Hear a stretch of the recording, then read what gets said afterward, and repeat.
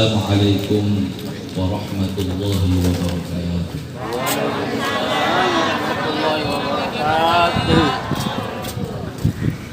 Bismillahirrahmanirrahim.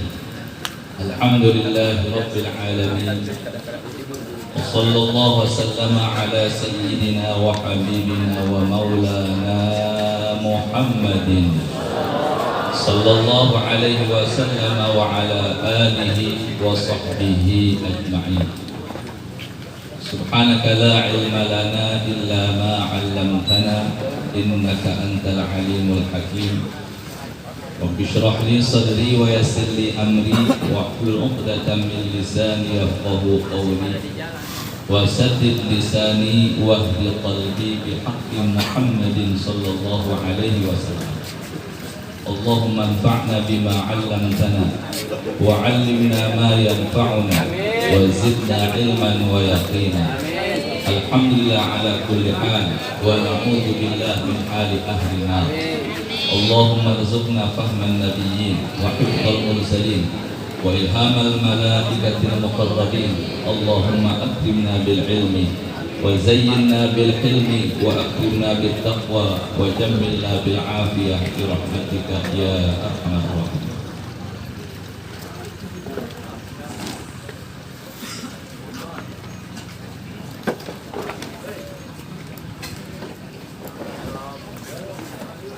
أما بعد فقال المؤلف رحمه الله تعالى ونفعنا به وبعلومه وأمدنا بأسراره آمين.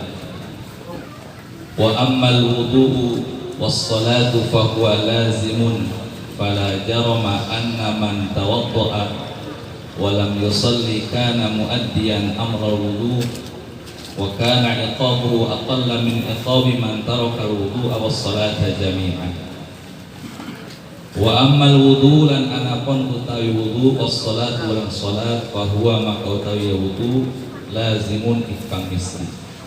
Fala jarama maka ora mangmang iku maujud anna man tawaddaa satene wong tawaddaa kang wudu iku wudu iya wong walam yusalli lan ora salat ya wong kana maka ana ya wong muaddian iku kang nekaaken amrul wudu ing perintah wudu. Wa kana lan ana iqabuhu apa siksaane ya wong aqalla iku leuwih kedik min iqabi man saking siksane wong taroka kang ninggalaken ya wong al wudu ing wudu was-salat lan salat jami'an sakabeh. Faliyakun mabak maka becik ana man taroka sapa wong taroka kang ninggalaken ya wong an-nahya ing nyegah wal intihaa lan narima kacegah aktsara iku leuwih akeh opone iqaban siksaane mimman saking wong naha kang nyegah ya wong walam yantahi lan ora narima kacegah ya wong. Kaifa iku kaya apa wal wudu utawi wudu syartun iku syarat la yuradu kang ora den karepaken ya wudu li nafsihi kadue date ya wudu bal bis sholati balikah kadue salat. Fala hukma maka ora hukum iku maujud lahu kawi ya wudu dunas sholati ora nama salat. Wa ammal hisbatu dan anapun te hisbah falaisat iku maka ora iya hisbah syartan iku syarat fil intihai ing dalem nerima kacegah wal iktimari lan nerima ngalaksanakeun perintah. Fala musyabahata maka orana silih sarupaan iku maujud bainahuma inun antaranya hisbah dan salat. Fa in qila maka diucapaken fa yalzamu maka mesti ala hadza ing atas iki ayu qala apa yang diucapaken idza zana tatkala zina atau ngazina arroj sapa wong lanang bimbatin kalawan suwiji wong wadon wa hiya hale udaya imro'ah mukrahatun kang den paksa masturatul wajhi tur kang den tutupi wajah. Maka syafat maka ngebuka akan dia imro'ah wajah ing wajah dia wa imro'ah bikhtiyariha kalawan pilihan dia imro'ah.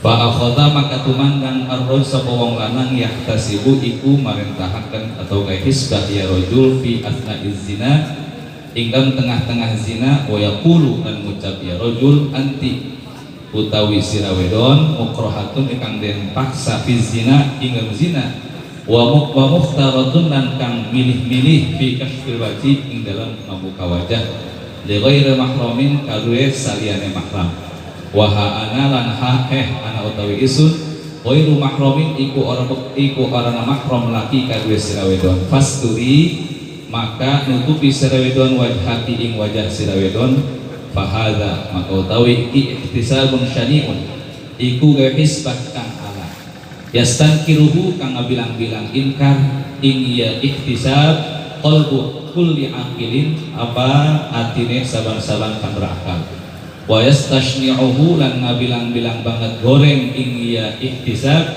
kullu tabin salimin opo saban-saban tabiat kang salamet bal jawabu maka jawab annal haqqa iku satune hak qad yakunu kana ya hak syani'an iku kang goreng wa annal batila lan sare kang batil qad yakunu iku ada ya batil mustahsanan kang iku kang den bilang-bilang bagus bittaba'il kang bilang-bilang tabiat wal muttaba'u dan kang den anut ad-dalilu itu dalil duna nafratil awhami orana mabure pirang-pirang hayalan pirang-pirang sangkaan wal khayalati dan pirang-pirang khayalan Allah.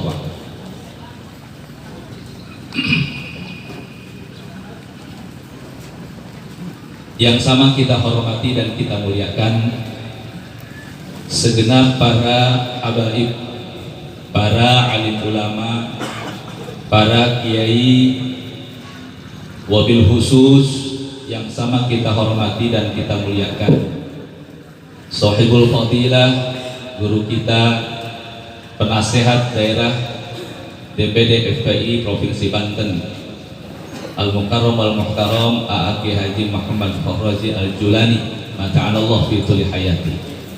Dan juga yang sama kita hormati Ketua DPD FPI Banten, Al-Mukarram Al-Muhtaram Sohibul Fadilah Al-Habib Hasan bin Abdurrahman Al-Kaf mata'anallah fi tuli hayati, dan semua jajaran pengurus tingkat DPD, DPW, DPC dan DPRA dan seluruh sayap juangnya yang sama-sama kita hormati dan juga kita banggakan.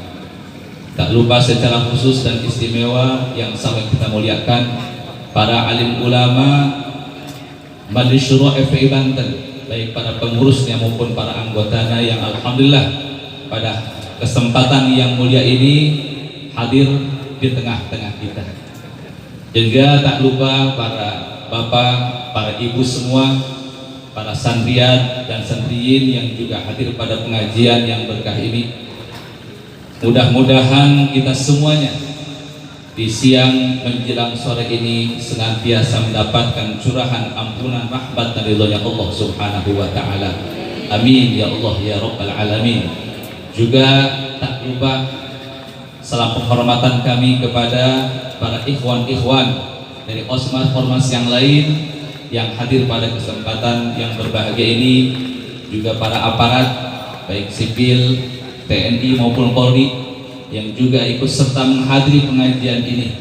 Sekali lagi mudah-mudahan dengan wasilah kita hadir di tempat ini dalam rangka mengikuti pengajian yang insya Allah penuh dengan keberkahan ini, mudah-mudahan kita tidaklah keluar di tempat ini nanti kecuali dosa-dosa kita diampuni oleh Allah Subhanahu wa taala. Mudah-mudahan semakin dikuatkan keimanan, keislaman, keistiqomahan kita dalam menjalankan perintah dan dakwah menuju ridhonya Allah Subhanahu wa taala. Dan yang paling utama kita harapkan berwasilah pengajian ini mudah-mudahan kita semua diwafatkan husnul khotimah.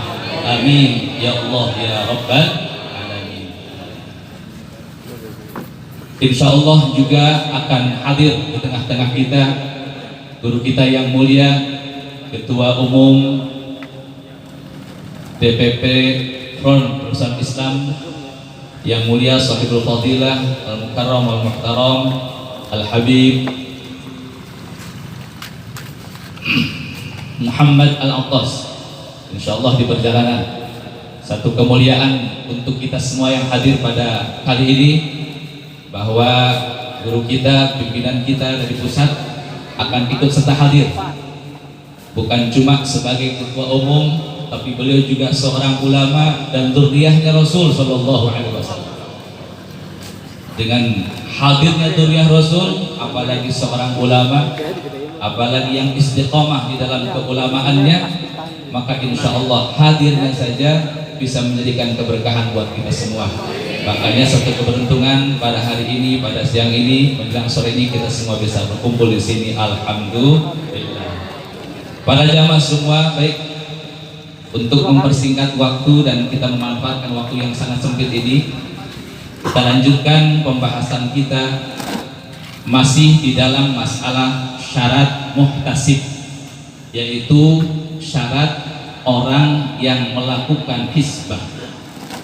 Sebagaimana kita sudah bahas pada kesempatan yang lalu, bahwa ada sekelompok ulama, sekelompok orang yang mengatakan dan berpendapat bahwa orang yang melakukan hisbah, ibu tahu hisbah bu? Belum tahu. Bahwa orang yang melakukan hisbah, yakni orang-orang yang melakukan pencegahan kepada kemaksiatan. Jelema melakukan maksiat, orang melakukan kemaksiatan, melakukan kemungkaran, lalu kemudian kita cegah, kita hentikan kemungkarannya, itu namanya hisbah. Mencegah orang, menghentikan orang dari berbuat kemaksiatan dan kemungkaran. Kata sebagian orang bahwa yang punya kewajiban untuk melakukan hisbah seperti itu hanyalah orang-orang yang baik, orang-orang yang tidak berbuat dosa, orang-orang yang soleh. Adapun orang-orang yang fasik, orang-orang yang suka berbuat dosa, maka tidak wajib baginya untuk melakukan hisbah atau mencegah orang lain dari kemungkaran dan kemaksiatan. Jadi namun kira-kira tukang mabok ulah sok curang carang kalau mabok, jamaah lagi mabok gitu ya. Orang tukang mabok ulah sok curang carang dangdutan. Kenapa? Karena dia sendiri tukang maksiat. Tukang maksiat jangan suka melarang-larang orang, nyegah-nyegah orang berbuat maksiat. Begitu kata sebagian pendapat orang.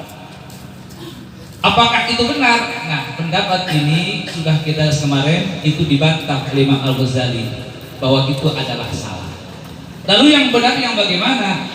Yang benar adalah bahwa seseorang walaupun dia fasik, walaupun dia orang yang suka berbuat dosa, bahkan dosanya dosa yang sejenis, tetap dia punya kewajiban untuk melakukan hisbah, yakni mencegah orang dari perbuatan maksiat dan kemungkaran. Bahkan dosanya sejenis. Seperti tadi, orang yang tukang mabok melihat orang yang mabok, kira-kira orang yang tukang mabok ini melihat yang mabok, wajib nggak dia berhisbah? Wajib nggak dia mencegah orang yang mabok supaya tidak mabok? Wajib.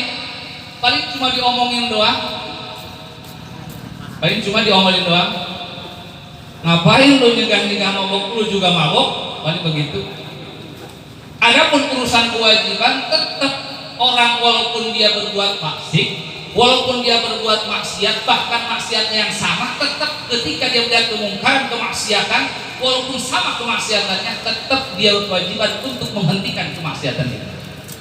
Makanya dikatakan bahwa kewajiban kita adalah an-nahyu wal intihar. Kewajiban kita adalah mencegah diri dari perbuatan yang dilarang oleh Allah dan juga mencegah orang lain dari berbuat yang dilarang oleh Allah. Itu kewajiban kita. Jadi kita masing-masing punya dua kewajiban. Kewajiban untuk menjaga diri dari berbuat maksiat dan kewajiban untuk mencegah orang lain dari berbuat maksiat. Kalau orang dia tidak bisa mencegah diri dari berbuat maksiat, dia mabok. Bukan berarti kemudian dia tidak wajib mencegah orang dari mabok. Andaikan dia mabok, lihat orang mabok, dia diam saja, berarti dia kena dosa dua.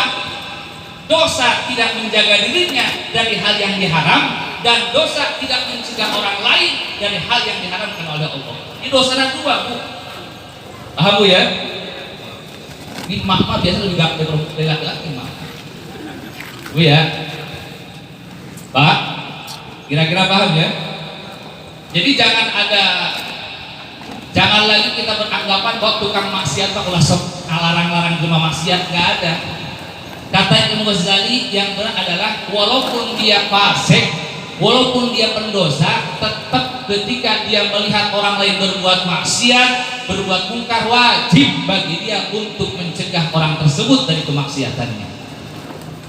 Karena tadi itu kewajiban kita dua, an-nahyu wal intihar, mencegah orang dari berbuat maksiat dan mencegah diri sendiri dari berbuat maksiat. Ketika kita tidak mencegah diri kita dari kemaksiatan, maka tetap kewajiban kita untuk mencegah orang bermaksiat. Kalau kita mencegah diri sendiri tidak, mencegah orang lain juga tidak, dosa jadi dua. Dosanya dua.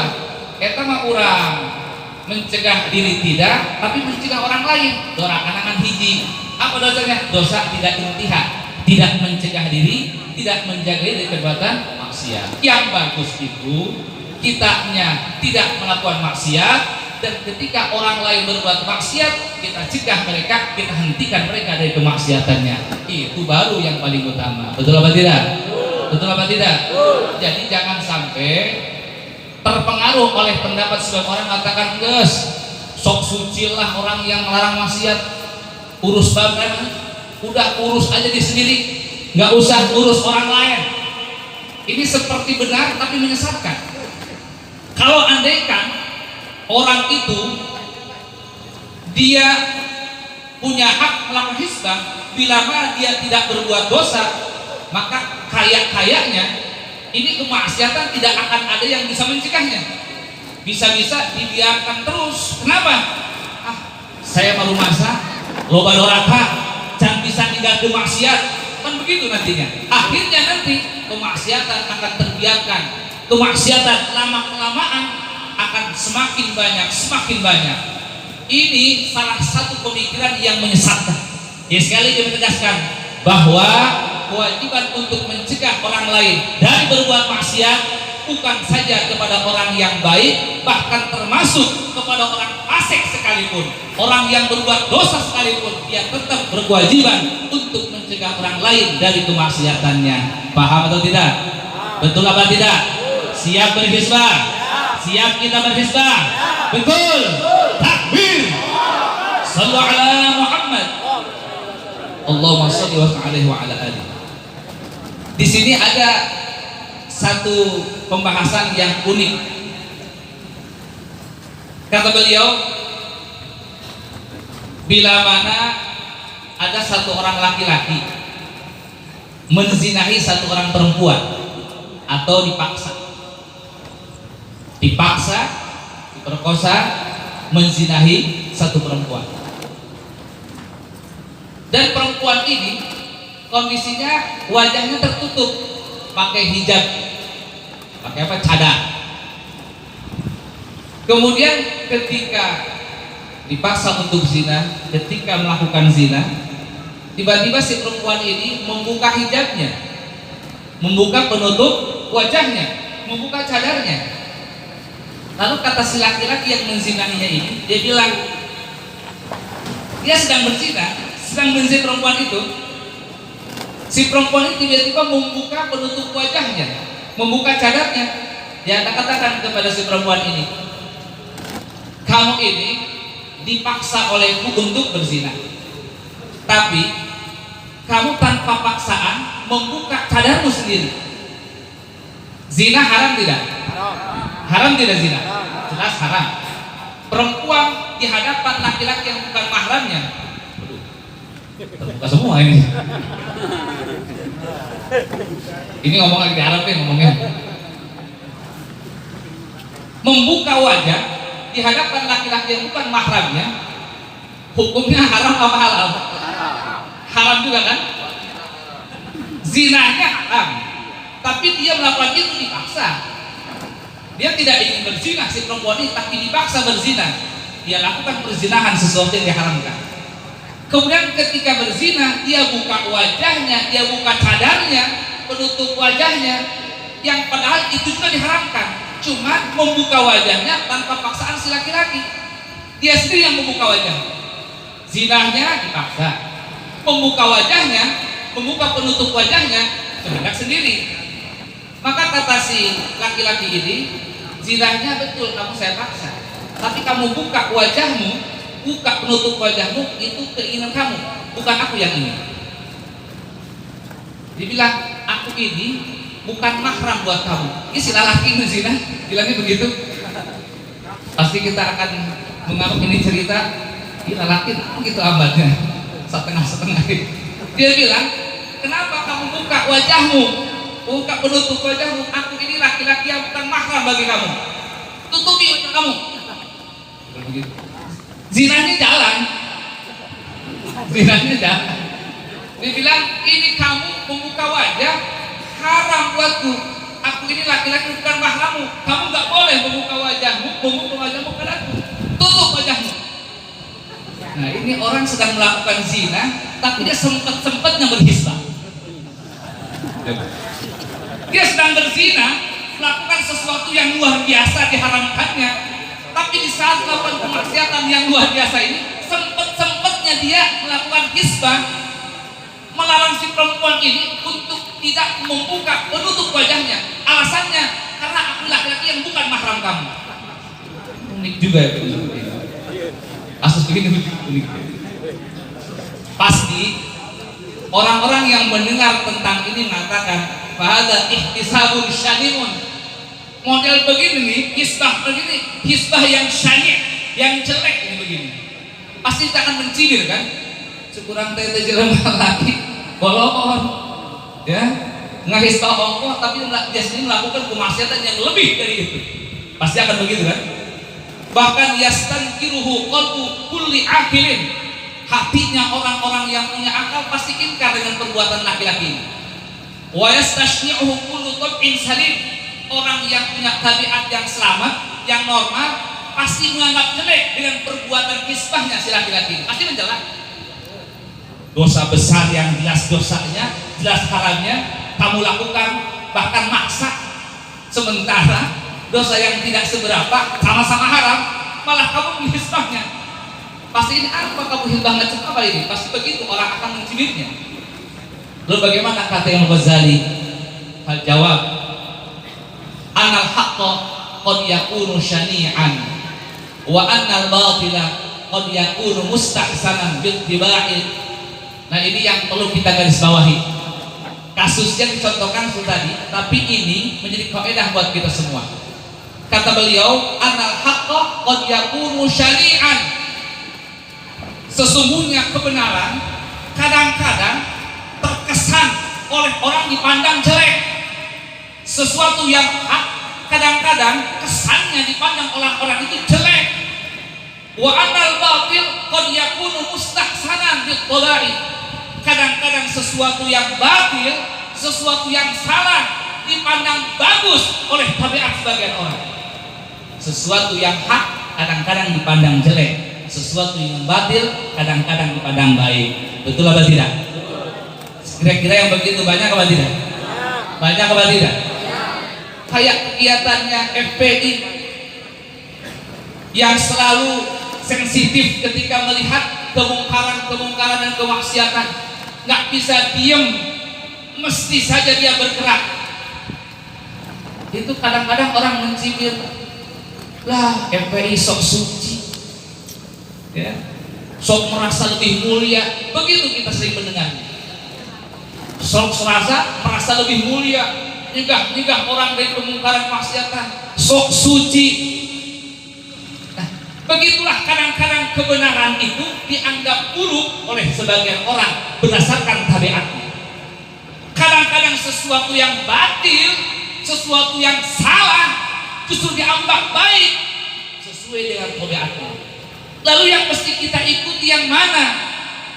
Wal muttaba'u ad-dalil. Yang mesti kita ikuti adalah dalil, dasarnya. Duna naqatil awham wal khayalat. Yang jadi sandaran bukan tabiat ini suka atau tidak. Jadi sandarannya bukan perasaan, bukan pemikiran kita, bukan logika kita, tapi yang kita ikuti dalil. Bagaimana Quran, hadis dan ijma ulamanya, itu yang kita ikuti. Biarkan saja orang mengatakan, oh itu jelek, oh itu buruk. Kalau kata Qurannya, kata hadisnya, kata ulama-ulama baik, prinsip kita. Wal muttaba ad-dalil duna nafratil auham wal khayalat. Ini catat baik-baik. Annal haqqa qad yakunu syani'an wa annal batila qad yakunu mustahsanan bil qada'i wal muttaba'u ad-dalil duna nafratil auhami wal khayalat.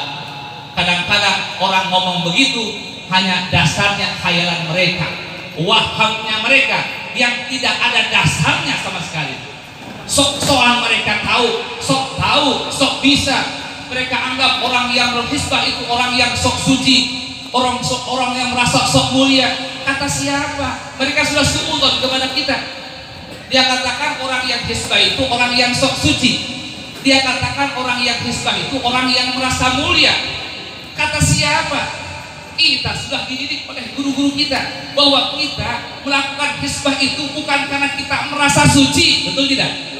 Bukan kita merasa kita mulia, yang kita tegur, yang kita larang itu hina, enggak. Kalau seandainya Allah tidak merintahkan kita untuk hisbah, untuk nahi mungkar, sebenarnya enakan kita duduk di tempatnya masing-masing, betul tidak? Mendingan cicing di imah, ngopi, ngarokok, betul ya? Tapi karena ini perintah, berat-berat ke, ripuh-ripuh ke, dilaksanakan oleh kita. Dituding kita sok suci, sok mulia. Siapa yang merasa suci? Siapa yang merasa mulia? Justru kita hisbah ini karena kita ingin semua kita selamat. Karena kita dasarnya ukhuwah, persaudaraan di antara kita.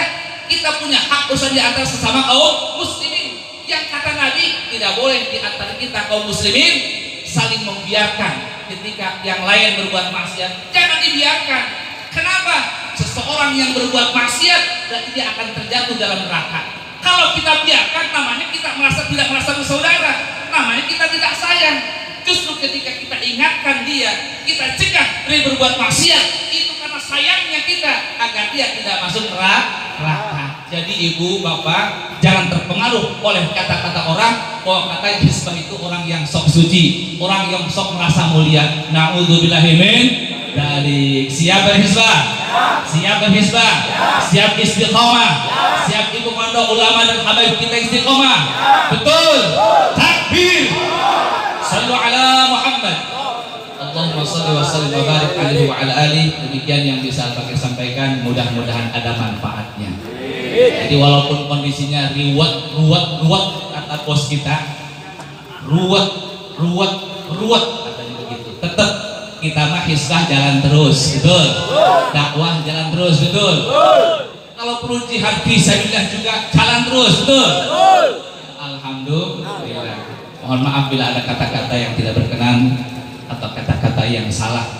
Mudah-mudahan ada manfaatnya buat Al-Fakir dan buat kita semuanya. Amin ya Allah ya Rabbal alamin. Wassalamualaikum warahmatullahi wabarakatuh.